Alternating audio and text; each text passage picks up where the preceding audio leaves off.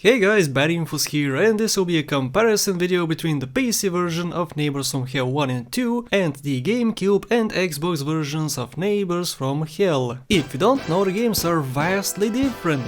They have different control schemes, visuals, completely different levels, progression and many more. The Gamecube and Xbox versions are essentially the first two games overhauled. That's why I'm comparing the first two PC games to the only game on the consoles. I'll compare the many different aspects between the two games. Let's go!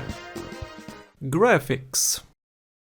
Clearly the style of the games are very similar, characters look the same, the house and ship as well. If you take a closer look, however, you'll see some improvements on the console versions. For instance, on the PC version this room is always lit, it's nice and bright. The same room on the console could be sometimes bright, but sometimes the curtains block off the light and make the room much darker. This is present in other levels as well, and it's clear that the lighting engine is much better on the console version. Apart from that, no matter how much you stretch it, the PC version will always be in 800 by 600 resolution, while the native resolution on the Gamecube one can go up to 768 by 576 in rare cases.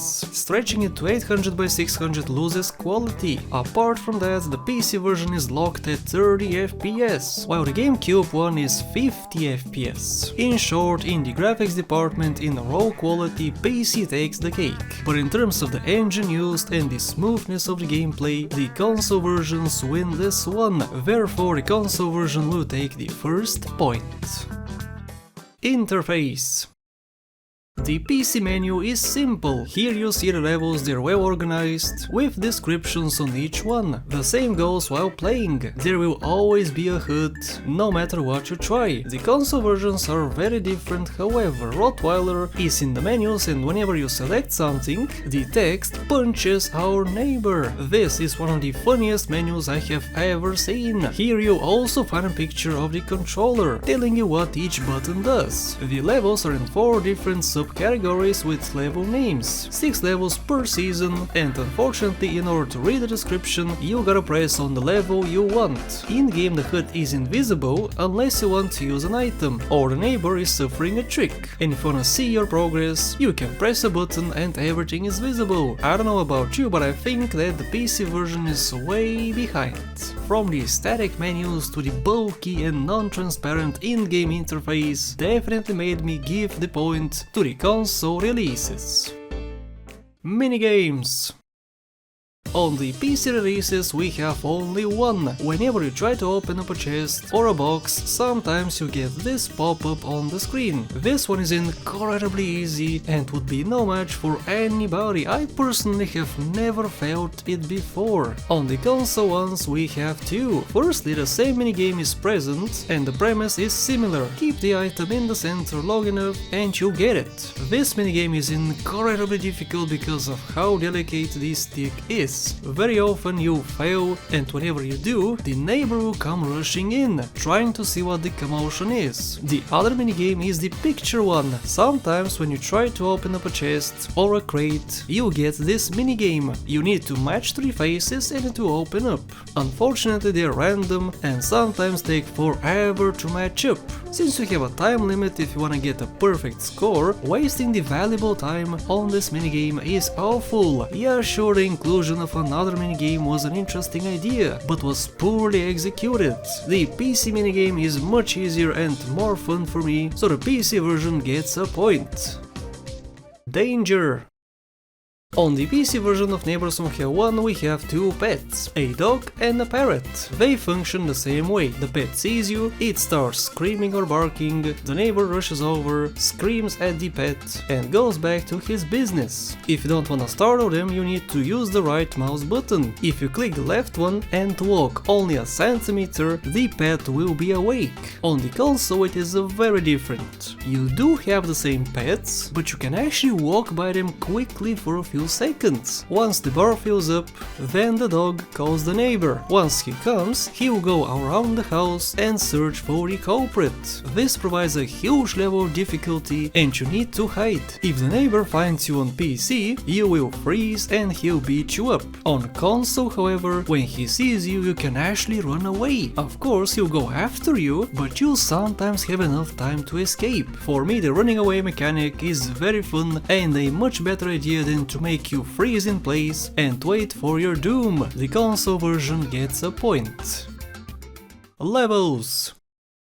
Neighbours From Hell 1 and 2 on PC have 31 levels combined, including the tutorial levels in the first game. The console ones have only 26 if you count the bonus 2 levels. This is clearly a lot less than PC. However, when you think about it, there are 4 modes. If you truly want to complete the game, you need to pass 104 levels. On top of that, the levels on the consoles are mixed, which means that you can get a ship episode now, the next one can be in a house, next you might be on a beach, and so on. On the PC you either get only house episodes or only vacation episodes. In order to switch, you have to restart the game. The console version wins again.